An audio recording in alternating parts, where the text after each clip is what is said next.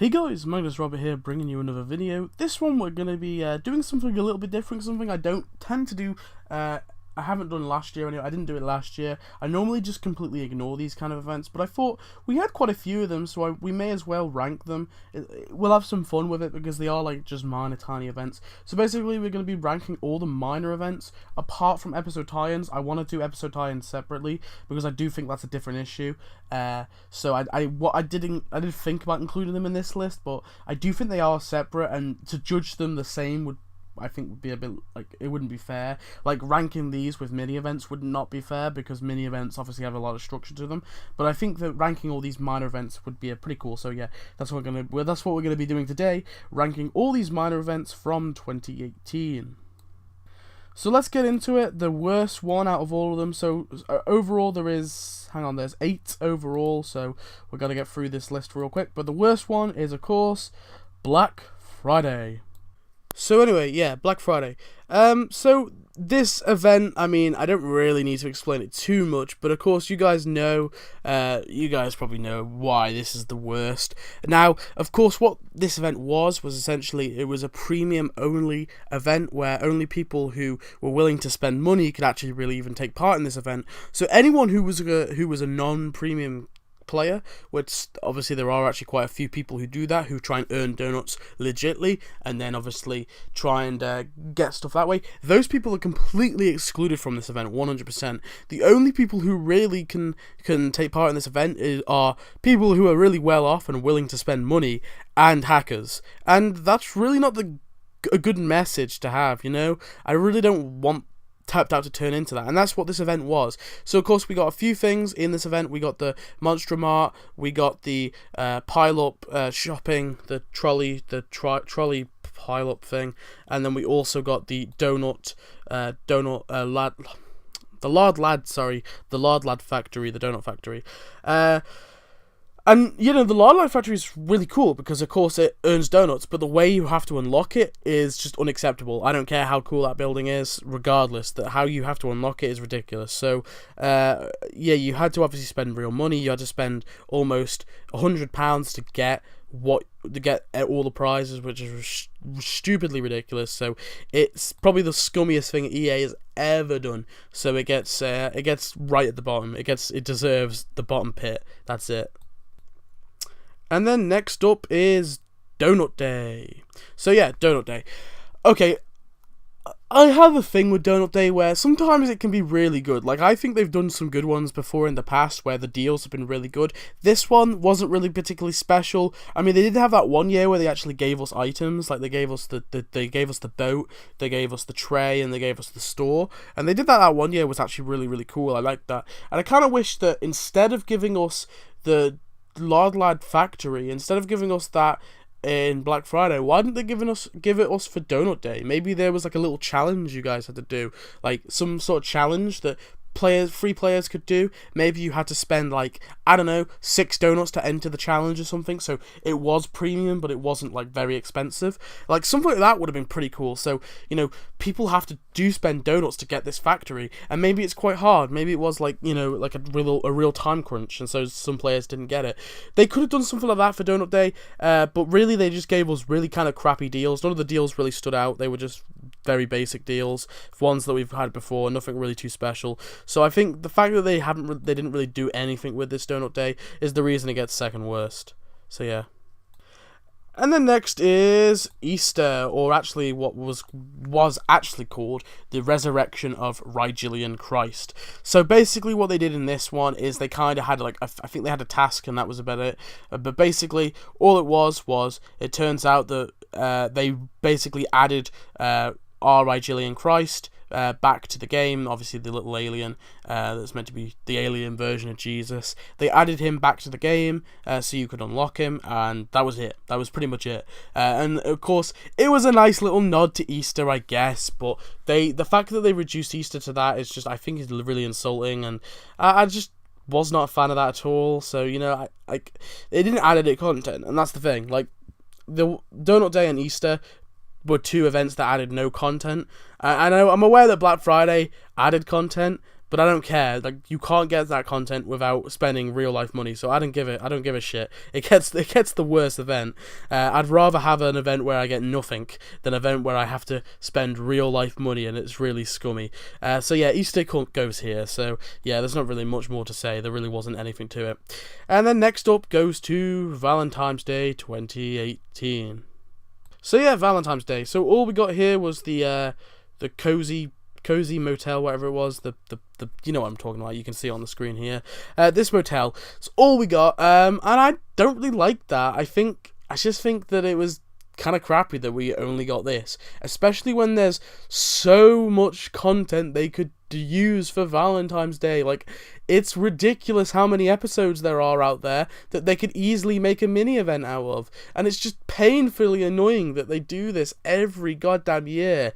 Like they can come up with a real, well, not every year, they did that one with Mona, which was really good, but like anyone, any husband to a character, any wife to a character, any girlfriend or ex-girlfriend, they have endless amounts of characters that they could base this off. Just take Bart. Just to all the Bart episodes where Bart has had like a girlfriend or a little girl that he's kind of, or a girl that he's had like a fling with one episode. Perfect. There's something right there they can use. I've gone through a few of them before, and there's just so much potential for Valentine's Day. And the fact that they reduce it to this one building, it's just insulting. But at least we got something, so it's above Easter, I guess. But the fact that there's so much available for it and they don't do anything with it is the reason that every other event is above it. Because I at least think that every other event above it, there's a fair argument to say that there isn't actually that much content for them to do it with, so that's why they don't add much. But Valentine's Day has the potential to not be a minor event, to be a mini event,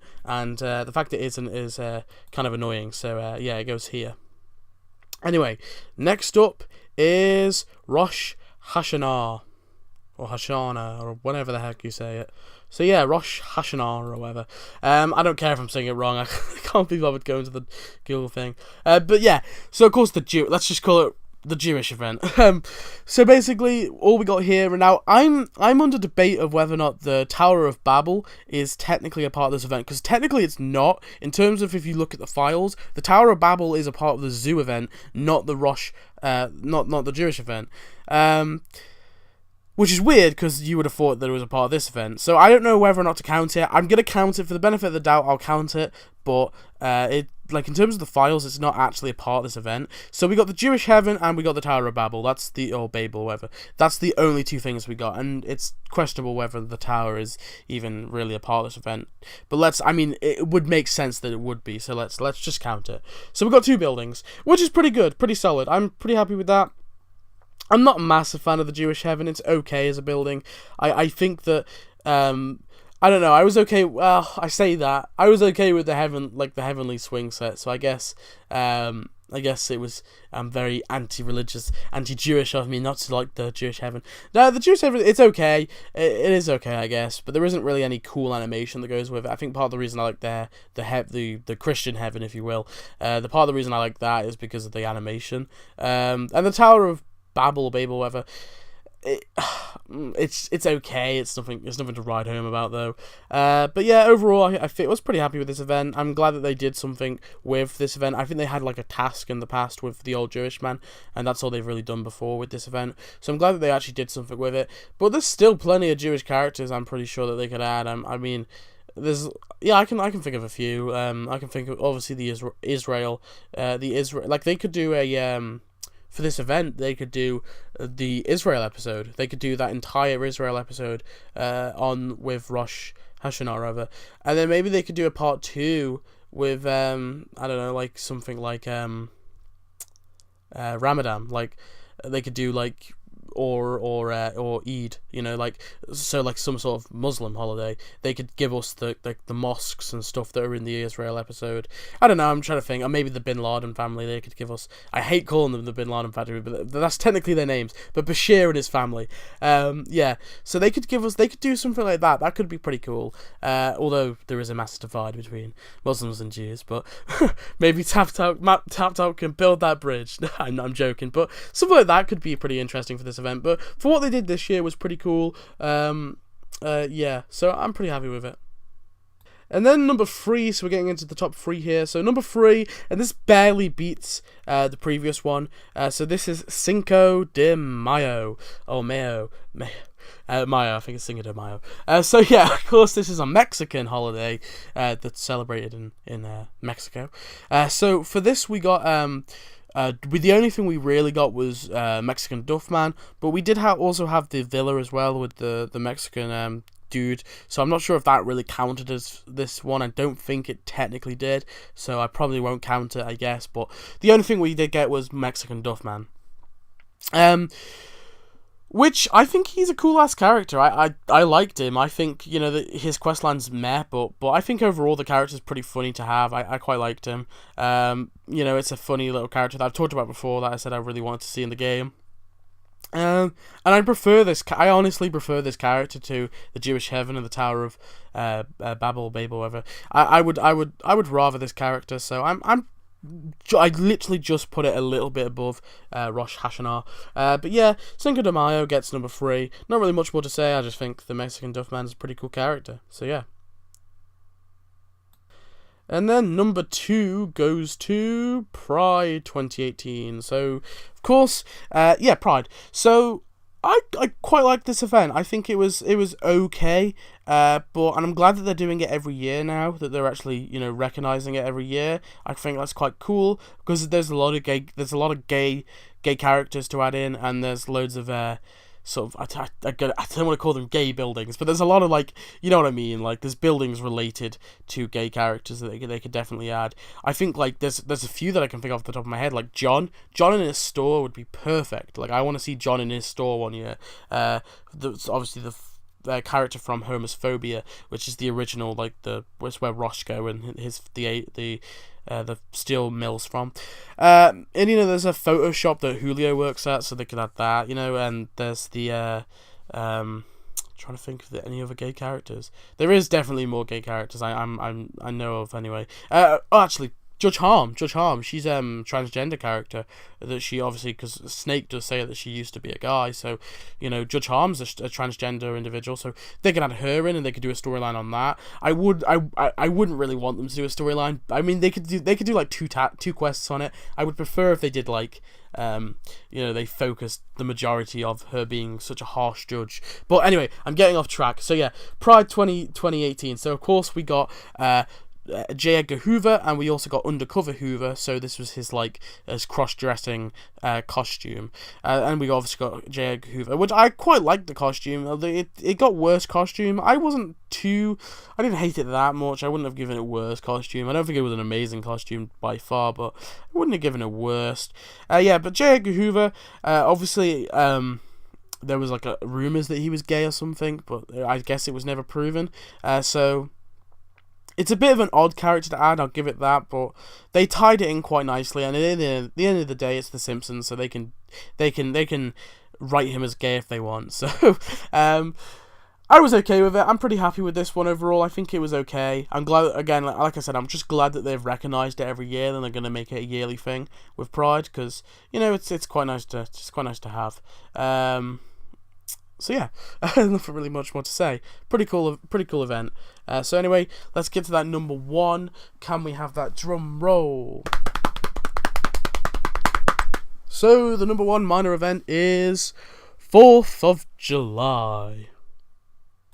So I just had to go with the 4th of July. I mean, like, analysing all these events, the most that any of them gave us was either 2 buildings or a building and the character. Like, so with Easter and Donut Day, we got nothing. With Black Friday, we got 2 buildings and a decoration. With Valentine's Day, we got 1 building. With Rosh Hashanah, we got 2 buildings, if you want to argue it. With Cinco de Mayo, we got 1 character, no buildings. With Pride, we got a character and a skin. And with 4th of July, we got a character and a building. So they're really on the sort of same level. There's not really much, you know, one didn't really add more than the other. I guess the only thing you could really argue was Black Friday, because it actually added a decoration too, but I hate Black Friday, so I'm not putting it any further. But yeah, Of course, for 4th of July this year, all we got was Ronald Reagan, and we got the Ronald Reagan Re-Education Center, which is a building that you can place on the sea. I'm pretty sure you can place it on land or sea, actually. I'm not sure. I think you might be able to. I placed it in the sea anyway. I think it looks cool as hell in the sea. I think that this is possibly my favorite building of this year. I'm going to have to analyze them all, but it's possibly my favorite building. But I can tell you it's at least in the top 5. If it's not my favourite, it's at least in the top 5, possibly the top 3. I'd say, I'm pretty confident I'd say it's in the top 3, the Ronald Reagan Re-Education Centre. I love this building. I think it's amazing. I think it's really cool looking. And I remember the episodes it's from as well. I remember the little cutaway they did for it. So I think it's a perfect building to add with Ronald Reagan. Of course, he was never really seen in it, but the problem with them adding presidents every year is there isn't really much to add with these presidents, so they kind of have to make things up, which I'm happy with. It made sense that he came with this building, of course, because it's a building dedicated to him. And I thought Ronald Reagan as a president, he's a pretty solid president. He's quite modern. I think he's the most modern one we've got. Did Nixon? I don't know when Nixon came. When did Nixon come? I'm terrible with I think it goes Reagan, Jimmy Carter, doesn't it? I think it does. Anyway, whatever. But yeah, I think, really solid president. One that's very recognizable. One I recognize anyway. And I'm glad that we got him in the game. I think I'm not talking when I say I'm recognizable and I'm glad I got him. I'm not saying whether I support or don't support the president's policies. I'm not even going to comment on it. But I think overall, pretty cool president, as in recognizable president to get in the game. There's nothing really much more to say. I think his quest line was pretty good too. Nothing really more to say. So it's kind of hard to judge these minor events really, but I think 4th of July gets the best one. I think that's a fair assumption to say that it's the best one out of all of them. But anyway, that's it for this video. There's nothing really much more to say. I've ranked all the minor events, something I didn't think I was going to do. The next video was actually going to be probably a shorter one, probably like 5 or 6 minutes long, where I'm going to be ranking the episode tie-ins. Of course, there's only 3 though, so I'm not going to spend much time ranking them. But yeah, there's of course 3 episode tie-ins, so I'm going to do a video on that. But anyway, thanks for watching, I hope you enjoyed, and I'll see you next video. Please tell me your thoughts on what you think the best ranked minor events are. Please rank them in order, and I'll see you next video. Goodbye.